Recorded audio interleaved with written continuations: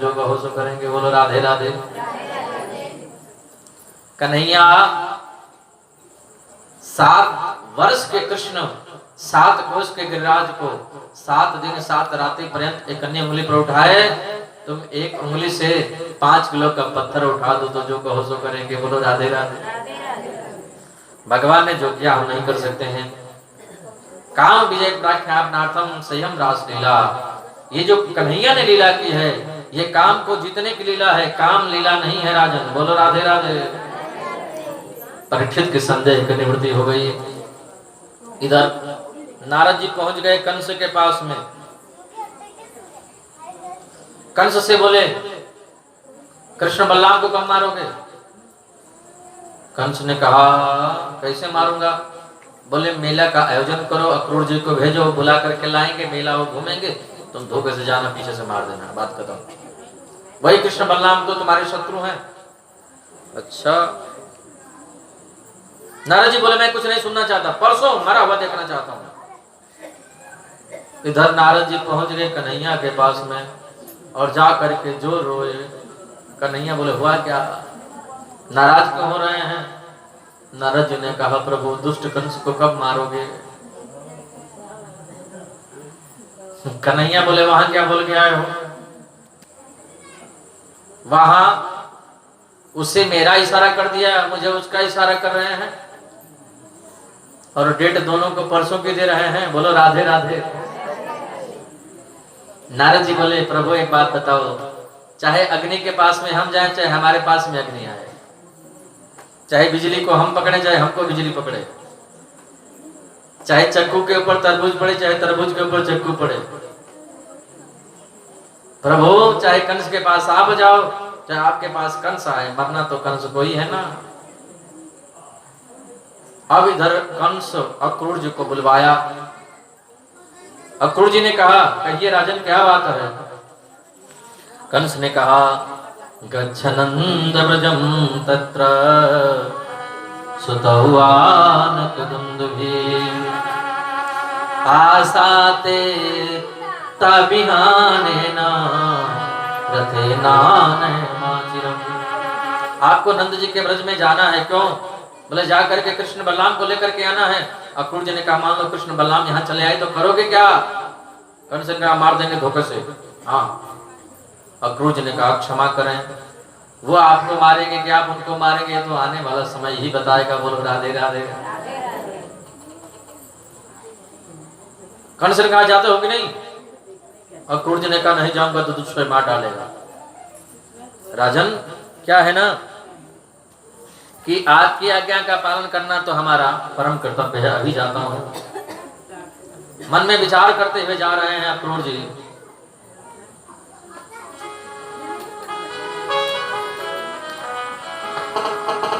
आज मैंने कौन सा पुण्य का काम किया है? क्यों? बोले इन आंखों से जो कन्हैया को देखेंगे, आज कृष्ण बलराम का दर्शन करेंगे, ऐसा कौन सा पुण्य काम किया है? जहां से वृंदावन की सीमा प्रारंभ होती है ना, वहीं से साष्टांग दंडवत करने लगे, जय श्री कृष्ण बोलने लगे अक्रूर जी। और जैसे वहां पहुंचे कृष्ण बलराम गाय चरा करके लौट रहे थे, देखा कृष्ण बलराम आ रहे हैं।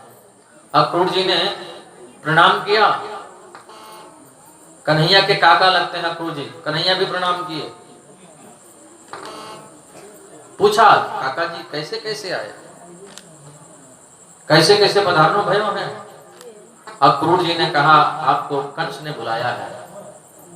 कन्हैया ने कहा लेकिन मैया यशोदा को यह मत बताना कि मुझे कंस ने बुलाया है, नहीं तो मेरी मैया तो रोते रोते मर जाएगी। जब मैं गाय चराने जाता हूं तो सुबह से शाम तक रास्ता देखती रहती है, और जब उसको पता चलेगा कि कंस मारने के लिए बुलाया है, फिर तो मेरी मैया जीवित नहीं बचेगी। ये बात बिल्कुल नहीं बताना। अक्रूर जी पहुंचे यशोदा जी के पास में। यशोदा जी ने पूछा अक्रूर जी कैसे कैसे पधारनो भयो है? अक्रूर जी ने सारी बातें बता दी। मैया यशोदा के हाथ से जल का पात्र जो लोटा था नीचे गिर गया। अक्रूर तूने कैसे सोच लिया कि मैं कृष्ण बलराम को जाने दूंगी? मेरी संपत्ति चाहिए, समग्र वैभव चाहिए तो मैं हंस करके दे दूंगी, लेकिन कृष्ण बलराम को तो देने का सवाल ही नहीं। कन्हैया ने समझाया मैया यशोदा से, मैया तू तो हमको कहूं जाने नहीं देती है। अरे वहां पर मेला लगा हुआ है, दुनिया के बालक जाएंगे, सब लोग खेलने जाएंगे, घूमने जाएंगे, आखिर हम भी तो बालक हैं, हमारा भी मन होता है। मैया यशोदा के सामने बड़ी दुविधा है, जब दुनिया के बालक जाते हैं तो हमारा बालक क्यों न जाए, लेकिन अनिष्ट की शंका रहती है। मैया हाथ करती पर धड़ाम से जमीन पर गिर पड़ी। रात के 12 बजे होंगे। गोविंद ने देखा मैया यशोदा घर में नहीं है। मैया मैया मैया मैया कह करके चिल्लाए, जा करके देखा तो यशोदा जी बाहर बरामदे में खम्भे से सिर लगा करके रो रही है। रोवे मत मैया,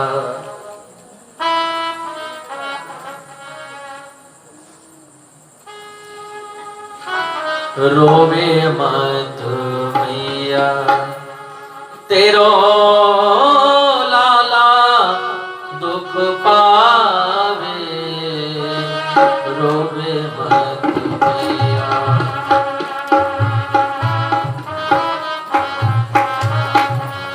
तेरो लाला दुख पावे, रोवे मत मैया।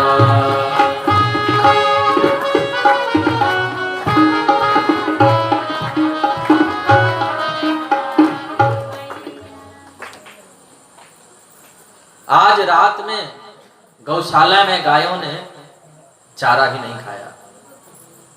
हित अनहित पशु पक्षी हो जाना, सबको लग रहा है कि कल कन्हैया चले जाएंगे। नंद बाबा पहले चले गए थे। अक्रूर जी ने कहा कन्हैया आप चलना चाहिए। मेरे प्रभु तैयार होकर के रथ पर बैठे। रथ जैसे निकलने को हुआ, सामने क्या देखा, दरवाजे पर हजारों गोपियों की भीड़ लगी है। गोपियां रुदन कर रही है, रो रही है। ब्रह्मा को, विधाता को पूछ रही, विधाता तूने संसार में जीवों को बनाया ही क्यों? पहले तुम जीव का संयोग करते हो, मिलने से पहले उसका वियोग कर देते हो। ये आदत तुम्हारी क्यों है? तुम्हारा विचार अर्भक यानी बिल्कुल बच्चों जैसा है। बच्चे को कितना भी महंगा खिलौना दे दो, बच्चा उसको तोड़ देता है। बच्चे का क्या गया, खिलौने की जान तो गई। अरे विधाता तूने संसार वालों को खिलौना समझ रखा है। विधाता को कोस रही हैं। कन्हैया चलने के लिए तैयार हैं। एक गोपी आकर के बोली कन्हैया तो गए। अब तो गोपियां दौड़ी, दौड़ करके आकर के रथ के आगे लेट गई। कन्हैया अगर आपको हमें छोड़ करके जाना है तो हमारे ऊपर रथ को चढ़ा करके ले जाओ। अगर आपको छोड़ करके जाना ही है तो जब तक हमारे शरीर में प्राण रहेगा आपको हम जाने नहीं देंगे। हम मर जाएं, प्राण निकल जाए, प्राणांत हो जाए, उसके बाद आप स्वतंत्र हो जाने के लिए।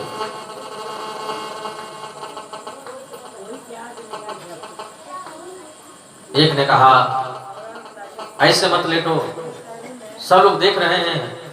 बोले जब जीवन की बागडोर कन्हैया को समर्पित कर दिया तो इन बंद बाधाओं से डरना क्या। थोड़ी दूर रथ पहुंचा ही होगा कि मैया यशोदा की मूर्छा टूटी। कन्हैया कहाँ है? बोले वो तो गए। अब तो बूढ़ी मैया लड़खड़ाते जैसे तैसे खड़ी हुई रोते रोते रथ के पीछे दौड़ रही है। अरे सुनो तो सही, एक क्षण के लिए रथ को रोको, अरे सुनो तो सही। कृष्ण और बलराम ने देखा बूढ़ी मैया जिसने उंगली पकड़ करके चलना सिखाया, जो मैया पालने में झूला झुलाया करती थी, जो मैया भूख लगती थी तो बेजर की रोटी पे माखन धर के दे देती थी। जरा सा हमको कुछ हो जाता था बड़े बड़े वैद्यों को, ज्योतिषियों को बुलाती थी, बड़े बड़े डॉक्टरों को बुलाती थी। आज वही बूढ़ी मैया रथ के पीछे पीछे दौड़ रही है और हम छोड़ करके जा रहे हैं। कृष्ण बलराम रोने लगे। कन्हैया भी रो रहे हैं, बलराम भी रो रहे हैं। मैया यशोदा हिलकियों से रोने लगी। देखते ही कृष्ण बलराम रथ से कूद पड़े, दौड़ करके आकर के मैया यशोदा को उनको में भर लिया। मैया मैया मैया। कृष्ण बलराम सब रो रहे हैं, पशु पक्षी सब रो रहे हैं, पूरा ब्रजमंडल रो रहा है, ब्रज की गोपियां रो रही हैं। कन्हैया रोते हुए बोले, मैया मैं हर बात भूल सकता हूं, पर तुम्हें कभी नहीं भूल सकता। यशोदा जी बोले, कन्हैया अब तो तू चला जाएगा ना, मुझे आज पता चला है कि तू मेरा बेटा नहीं है, तू तो देवकी का पुत्र है। मेरा क्या अधिकार जो मैं तुम्हें रोकूं? सिर्फ निवेदन कर सकती हूं। मैंने तुझे एक मिट्टी की मटकी फोड़ने के वजह से ओखल में बांध दिया, मुझे पता नहीं था कि तुम मेरा बेटा नहीं तो मैं तुझे नहीं बांधती। मुझसे भूल हो गई, गलती हो गई। कन्हैया हो सके तो इस बात को याद मत करना, भूल जाना। रोते हुए कन्हैया बोले, मैया मैं दुनिया की हर बात को भूल सकता हूँ, लेकिन तूने मुझे जो ओखल में बांधा ये भूलने जैसा नहीं है। कोई भगवान को बांध सकता है, कोई परमात्मा को बांध सकता है, वो तो तुम्हारे प्रेम के बंधन में मैं बंधा। कृष्ण बलराम मैया यशोदा को प्रणाम किया, रथ में बैठे चले। जब तक रथ दिखाई देता रहा, जब तक रथ से उड़ने वाली धूल दिखाई देती रही, जब तक रथ की ध्वजा दिखाई देती रही, तब तक यशोदा ब्रज की गोपियां हे कृष्ण हे गोविंद हे दामोदर हे माधव बस ऐसे विलाप करती रही।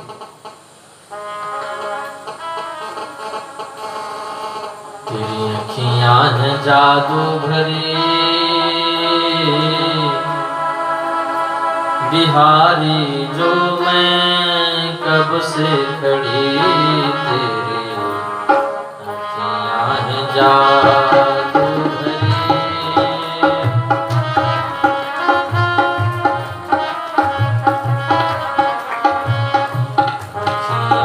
जादू भरी, बिहारी जो मैं कब से खड़ी, तेरी अखियां जादू।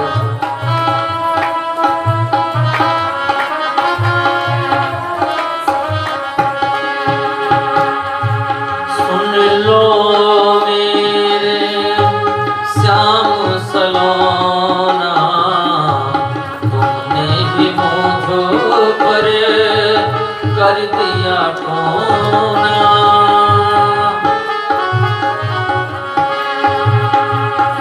तूने ही मुझ पर कर दिया टोना, कर दिया टोना।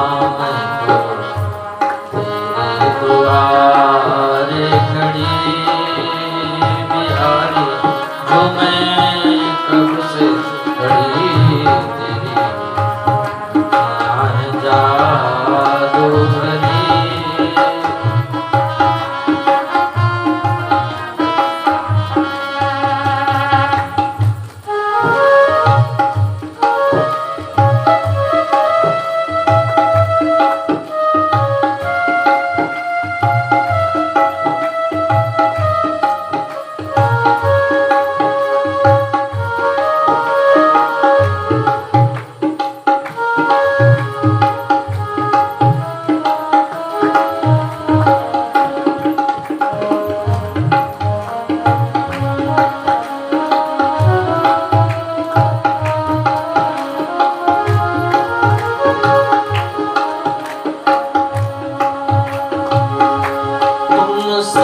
ठाकुर और न पा